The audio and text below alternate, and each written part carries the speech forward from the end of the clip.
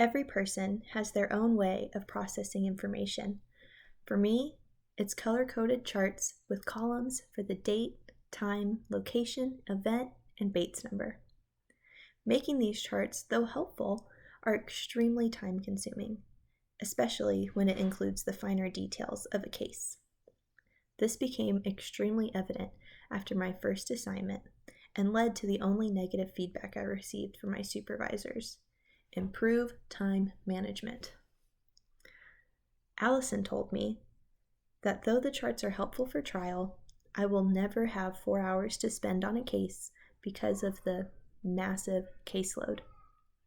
Kenny echoed the same sentiments, telling me that I reminded him of himself when he first started interning, too concerned with perfection and unable to stop when the work was good. One of my first assignments at Tulsa County was a sentencing brief for a case involving 2 defendants who had committed murder. The facts were complicated, as it involved an incomplete love triangle, theft of electronics and a vehicle, and a road trip from Tulsa to Fayetteville.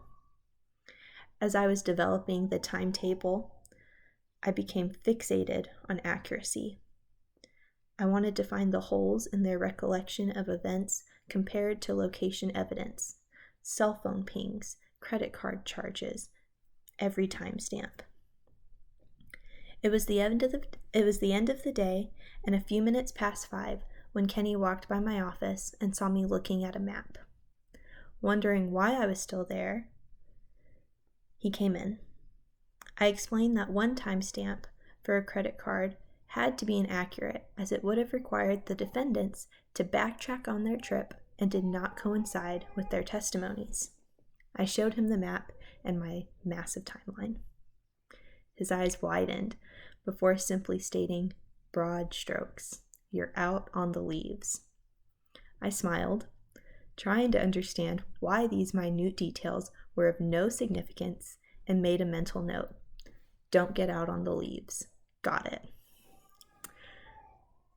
It was not until after finishing my draft of the sentencing brief that I realized truly how little significance those details were, as they were not used in the brief at all.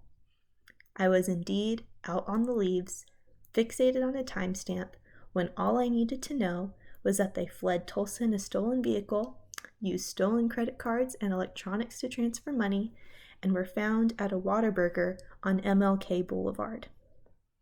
Those few details took up over 10 lines on my timetable.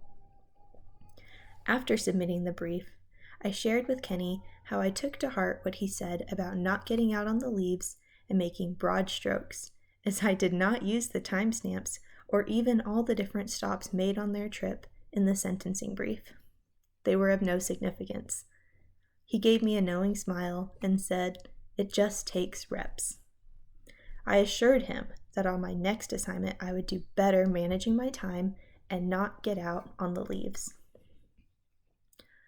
Although I did my best to utilize my time better, I would be lying to myself and to you if I said I can now ignore the details that contradict each other in favor of broad strokes.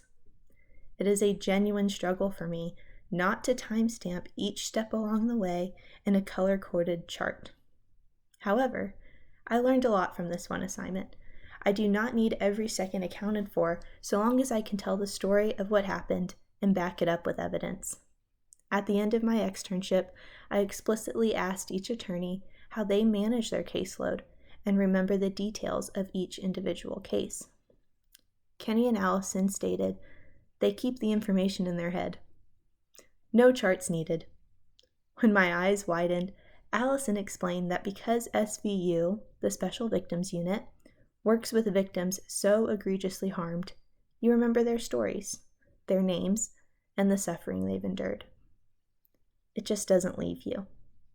I found comfort in this response as I reflected on victims and survivors that I've previously served prior to law school.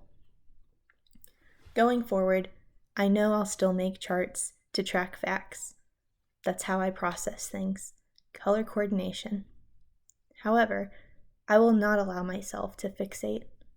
Good is better than perfect, and you have to see the whole tree rather than just the leaves.